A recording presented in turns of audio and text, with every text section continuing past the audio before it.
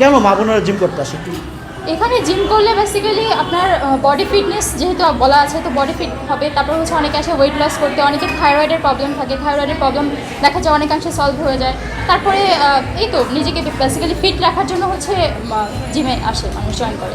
আচ্ছা, আমরা তো দেখি সকালবেলায় অনেকে আপনার এই যে পার্কে দৌড়ায়, তা দৌড়ালে কি বডি ফিটনেস ঠিক থাকে?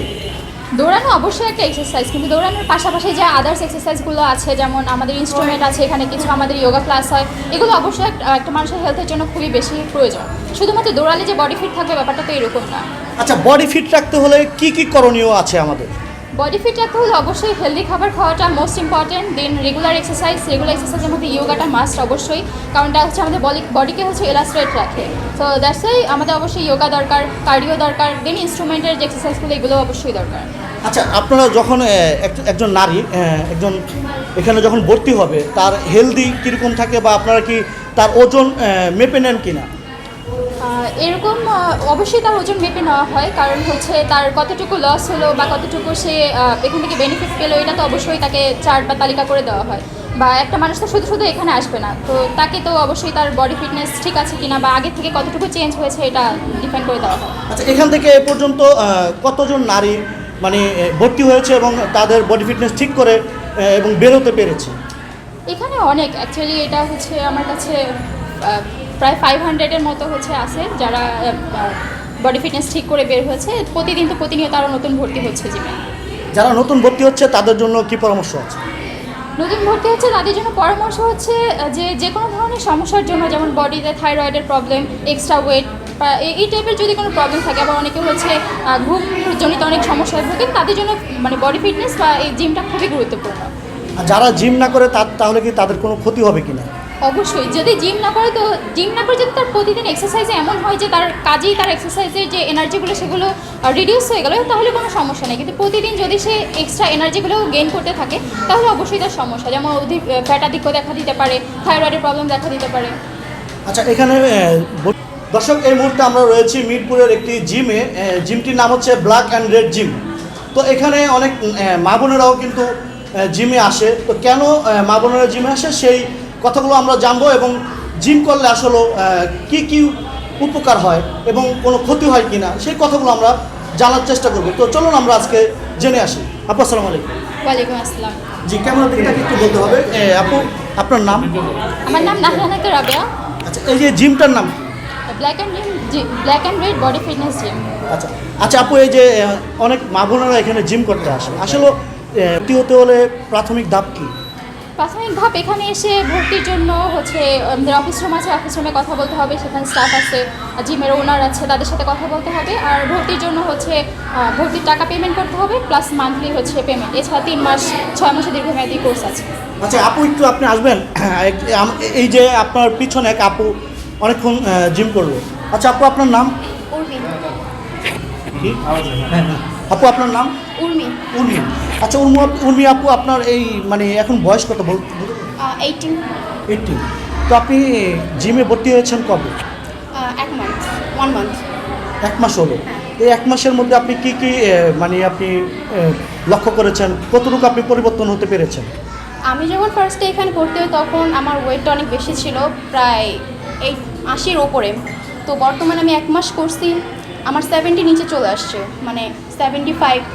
তো এটা করলে আমার বডি ফিটনেস ঠিক থাকে, প্লাস মানে একটা বডির যে শেপ, আমরা প্রতিদিন মানে আমাদের বডি ওয়েটটা যখন বেশি হয়ে যায় বডির শেপটা নষ্ট হয়ে যায়, এটা করলে বডি একটা ভালো একটা শেপ থাকে। তো আমার মনে হয় সবাই এটা ট্রাই করা উচিত। আপনি কি প্রতিদিন আপনার ওজন মাপান? হ্যাঁ, প্রতিদিন আমার প্রায় 800 গ্রাম থেকে 800 গ্রামের মতো কমে। আচ্ছা, অনেকেই বলে যে খাবার একটু কন্ট্রোলে যদি তারা প্রতিনিয়ত খায়, তাহলে অনেক সময় দেখা গেছে তাদের শরীরের ফিটনেসটা একটু ভালো থাকে। তো খাবারের মধ্যে কোনো পরিবর্তন আছে কিনা?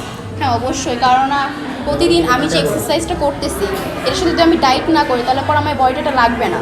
তো যেমন এক্সারসাইজ করা উচিত এর সাথে ডায়েটও করা উচিত প্রতিদিনই। আচ্ছা, আপনি যখন ফার্স্ট একটু আমাদের দিকে করেন, এই যে ওকে। আচ্ছা আপু, আপনি যখন ফার্স্ট টাইম এখানে ভর্তি হয়েছেন, আপনার ওয়েট ছিল কত? মেপেছিলেন? 85। 85। এখন কত আছে? 77। 77। এক মাসে প্রায় 8 কেজি বা 7 কেজি কমেছে হ্যাঁ। এক মাসে। হ্যাঁ। তো আপনার মানে যখন আপনার 85 ছিল ভর্তি হওয়ার আগে, তখন আপনার চলতে ফিরতে কী ধরনের অসুবিধা আপনার করতে হয়েছে? যখন আমার ওয়েটটা 85 ছিল তখন বলতে গেলে পড়া আমার হাঁটা চলা সব কাজকর্ম করতে একটু প্রবলেম হতো, প্লাস সব ড্রেস আপ আমি পরতে পারতাম না, যেটা সব থেকে বেশি সমস্যা। তো এখন আস্তে আস্তে আমার বডিটা ফিটনেস মানে নিজের কন্ট্রোলে আসতেছে, এখন আমার সব কিছু ঠিকঠাক আস্তে আস্তে নর্মাল চলতেছে। আমি যখন ওয়েটটা বেশি ছিল তখন আমার সব কাজ করতে প্রবলেম হতো, মানে দৌড়াইতে হাঁটতে একটু হাঁটলে পরে কষ্ট হয়ে যেত, বাট এখন আমি অনেক হাঁটতে পারি।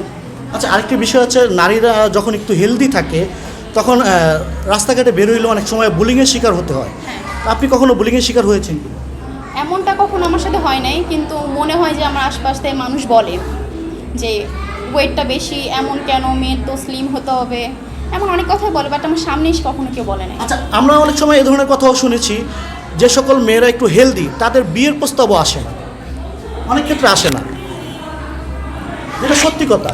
হ্যাঁ, এটা হতে পারে, বাট এটা সম্পর্কে আমার কোনো এক্সপিরিয়েন্স নাই। এক্সপিরিয়েন্স নাই, আমরা শুনেছি এই ধরনের কথা। হ্যাঁ, এটা শুনে এটা হয়, কেননা বেশি ওয়েট হলে পরা ছেলেরা পছন্দ করতে চায় না, মানে একদম স্লিম পছন্দ করে ছেলেরা, যেটা। আচ্ছা আপু, আপনি মানে এই যে এক মাসে আপনি অনেকটা পরিবর্তন আনতে পেরেছেন, এখন আপনি কি কন্টিনিউ জিম করবেন না ছেড়ে দিবেন? অবশ্যই কন্টিনিউ করব। অবশ্যই করবেন। অবশ্যই কন্টিনিউ করব। এখন আমার তো কলেজ আছে, পড়াশোনা আছে, যখন এক্সাম হয় তখন জাস্ট এক্সামের টাইম যেটা ওইটা বাদ দিই, এছাড়া আমি কন্টিনিউ করব। আচ্ছা, এখানে জিম করতে হলে মানে সুযোগ সুবিধা, কি সুযোগ সুবিধা রয়েছে আপনাদের জন্য? এখানে বলতে গেলে পরে সব ধরনের ইনস্ট্রুমেন্ট আছে করার জন্য, মেয়েদের জন্য যোগা প্লাস জুম্বা ডান্স যেটা আমরা বলি, তারপর সব ধরনের ইনস্ট্রুমেন্টে করতে পারে, এবং মেয়েদের সর্বোচ্চ সুবিধা এখানে পাবে, সম্পূর্ণ নিরাপত্তা আছে, এখানে বাইরে কোনো লোকজন ঢুকতে পারবে না, কারণ এখানে আমরা কার্ড পাঞ্চ করে তারপরে ঢুকি, এখানে শুধু যারা জিমে ভর্তি হয় তারাই ঢুকতে পারবে, সো সকলের নিরাপত্তা এখানে। আচ্ছা, আরেকটি বিষয় হচ্ছে আপু, যারা নতুন ভর্তি হবে এবং যারা রাস্তায় পার্কে দৌড়ায়, অনেক সময় দৌড়াতে গিয়ে তারা হয়রান হয়ে যায় বা পড়ে গিয়ে ব্যথা পায়, অনেক সময় হাঁটু ছিলে যায় বা হাত পাও ছিলে যায় পড়ে গিয়ে। তো আপনি তাদের প্রসঙ্গে আপনি কি মেসেজ দিতে চাচ্ছেন, এবং নতুন যারা ভর্তি হবে তাদের প্রসঙ্গে কি মেসেজ দিতে চাচ্ছেন? পার্কে হাঁটলে পরে কি হয়, ওইখানে তো সব ধরনের মানুষজন থাকে, ছেলেরা থাকে, অনেক ধরনের মানুষ থাকে, তো ওইখানে মেয়েরা তো কমফোর্টেবলি সব ড্রেস পরে হাঁটতে পারে না, তো এইখানে কি আমরা যে কোনো ড্রেসে কমফোর্টেবলভাবে হাঁটতে পারি, জিম করতে পারতেছি, সব ধরনের কাজ করতে পারতেছি। তো যারা পার্কে করে তাদের উচিত এখানে এসে করার, কারণে এখানে সম্পূর্ণ নিরাপত্তা প্লাস কমফোর্টেবলভাবে সব কিছু করতে পারে। আর নতুন যারা ভর্তি হবে তাদের, যারা হেলদি হ্যাঁ, যদি ভর্তি হতে চায় তাদের প্রসঙ্গে আপনার কি মেসেজ দেওয়া আছে? যারা অনেক হেলদি, ওয়েট অনেক বেশি হয়ে গেছে তাদের উচিত শুরু করা এই জিমটা, কারণ ওয়েট বেশি হয়ে গেলে পরে কি আমরা সব কিছু কমফোর্টেবল করতে পারি না, তো যারা বেশি হেলদি তাদের অবশ্যই উচিত এগুলো শুরু করা, বয়স যেমনই হোক আস্তে আস্তে শুরু করলে পরে কি হয়ে যায়। আচ্ছা, আরেকটি বিষয় আমি শেষ করবো এই প্রশ্নটা করে, যারা একটু হেলদি তারা যদি খাবার দাবার কন্ট্রোলে আনতে চায়, তো 3 বেলা তাদের কি খাবার খেতে হবে? আপনি যেহেতু ডায়েট কন্ট্রোল করছেন, আপনার এখন আপনি কি খাচ্ছেন বা তারা কি খাবে?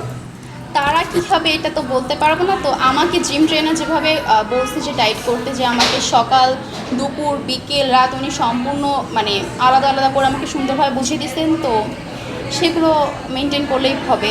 এখন সেগুলো বলতে আচ্ছা, আপনি কি ভেজিটেবল সবজি খাচ্ছেন কি না? ভেজিটেবল বলতে শুধুমাত্র গ্রিন ভেজিটেবল যেগুলো সেগুলোই খাই থাকি, কারণ অন্য ভেজিটেবল খেতে আমাকে বারণ করা হয়েছে।